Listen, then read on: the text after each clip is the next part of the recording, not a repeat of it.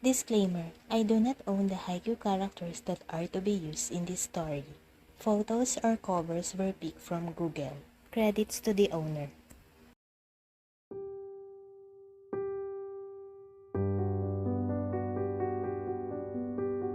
Since the day he woke up from the coma, he felt lighter than before, but the emptiness intensified. He tried to remember if he had dreamt something or anything, but it was blank. "Are you ready to go, Tsuki?" Yamaguchi asked as he entered the room. Tsukishima was staring out the window when his friend came in. "It's snowing." Yamaguchi also looked at the window and saw it.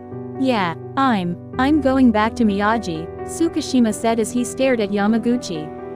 Yamaguchi was taken aback by what his best friend said.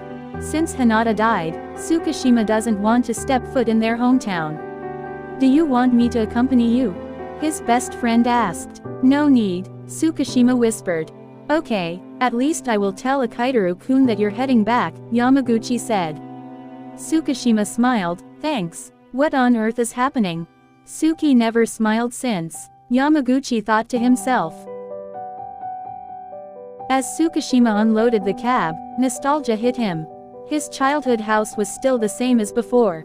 The garden was filled with flowers, which were his mom's favorites.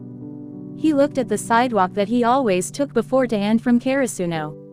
He remembered how a certain orange-haired boy with lots of stories to tell made the quiet walk entertaining. "I miss you." The front door opened, and Akitaru greeted him. "Hey, little brother. Ni-san." "Akitaru, is that Kei?" He heard his mother's voice.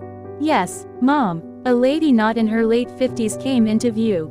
Kei. When his mom came into view and saw him, she gestured a hug. No words could ever express how the lady missed his younger son. Kei took the hug and started sobbing. "It's okay. Everything is gonna be okay. Just let it out," his mom said, comforting him. His painful cry was the only sound you could hear in the house. This was the reason why he didn't want to come back. This is the reason why he chooses to never come back. He doesn't like to keep relishing those distant memories. Those memories that he wishes will not just be forever a memory. As Elf Shoyo woke up, the room was dim since the curtains were closed. He roamed his eyes in the room, wishing that a certain blonde guy's presence was still there, but he was met by the deafening sound of the quietness of the room. He was alone again. He remembered that Kei returned to the human realm. To the realm that he belonged to. To the realm that Shoyo won't be part of forever. "You've already lost your privilege to be reincarnated again, Shoyo," Washiho-san said when they found him in the meadow. "You have to endure this, Shoyo." He stands up from his bed and heads to the bathroom to freshen up. Afterward, he went to the kitchen and found that Tobio was preparing their breakfast. As if sensing that Elf Shoyo was already awake, he greeted, "Ohayo." "Ohayo." They ate their breakfast quietly. "This is the quietest meal I ever had since Shoyo came by," Wolf Tobio thought. Are you perhaps dropping by the forest today?" Tobio asked. "Yeah, I haven't paid a visit to Koshi-san," Shoyo said. Tobio already knew that it wasn't Mermaid Koshi that Elf Shoyo always came to visit that part of the forest. "Would you want me to accompany you?" he asked. Shoyo shook his head. "I think Kenma will accompany me there." "Okay." Elf Shoyo stared at Wolf Tobio. He can sense the worry in the wolf's actions. "Toby." The wolf immediately looks at his best friend. "I'll be okay," he smiled. Tobio wants to protest. He wants to shout to the elf and say it is fine not to be okay. "Okay."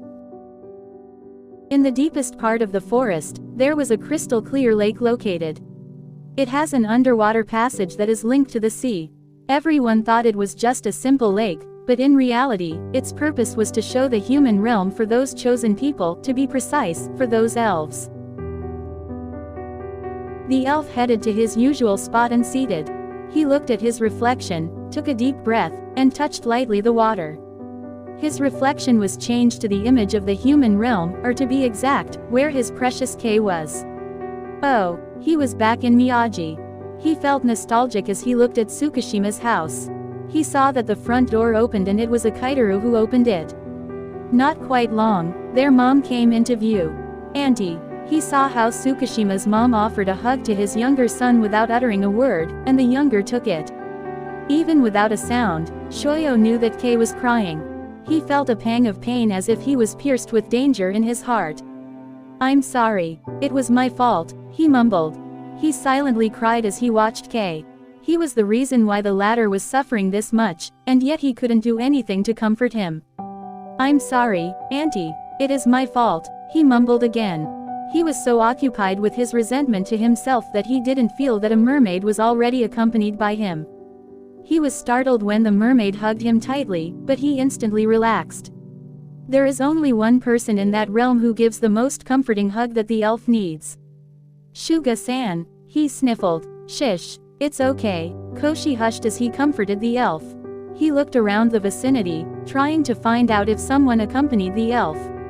"Is Kenma here? Who's with you?" Shoyo broke the hug and said as he wiped his tears, "No one." Mermaid Koshi sighed. He knew that the feline was able to see what Shoyo always watched on the lake and was the only person who could instantly ground him.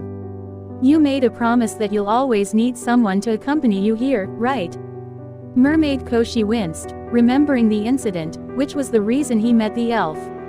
"I won't do anything crazy this time, Koshi-san.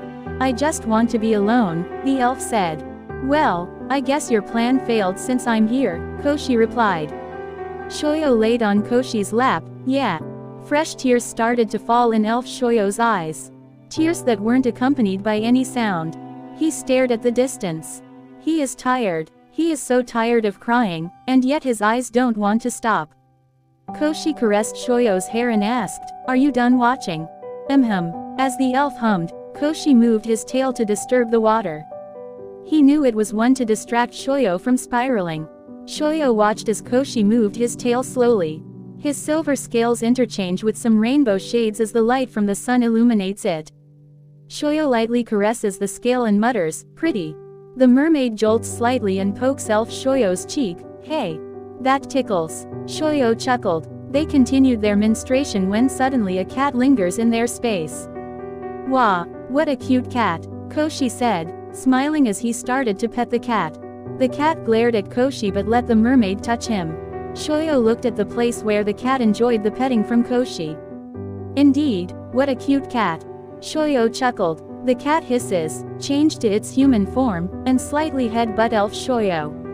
"Shut up, Shoyo." "Ow." Mermaid Koshi chuckled. "You still owe me an explanation. If Tobio hadn't looked for me, I wouldn't know that you were here," Kenma said, scolding the elf. Shoyo looked at the sky and said, "Sorry, Kenma."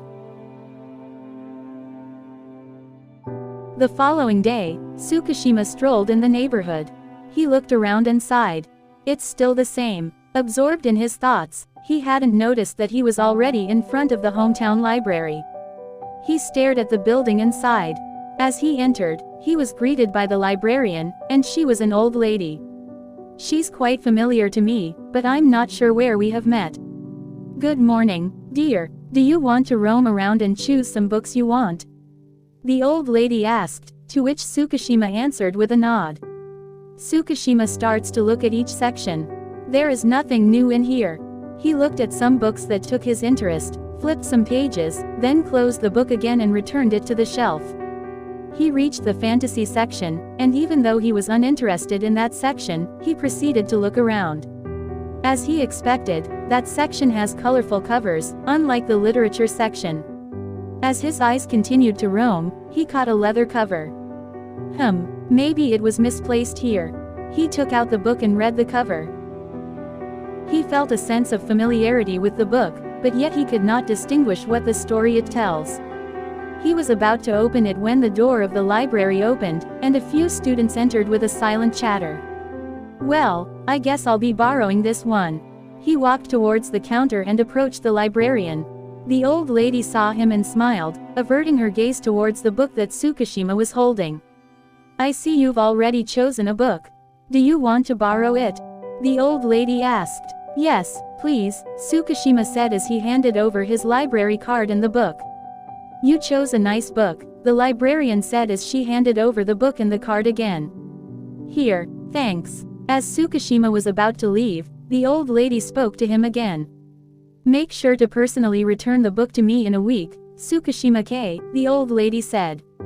Tsukishima felt a shiver down his spine as the old lady mentioned his name. He looks back at her. She was quite familiar, he thought to himself as he replied, I will. When he reached home, he put the book on his study table and lay in his bed.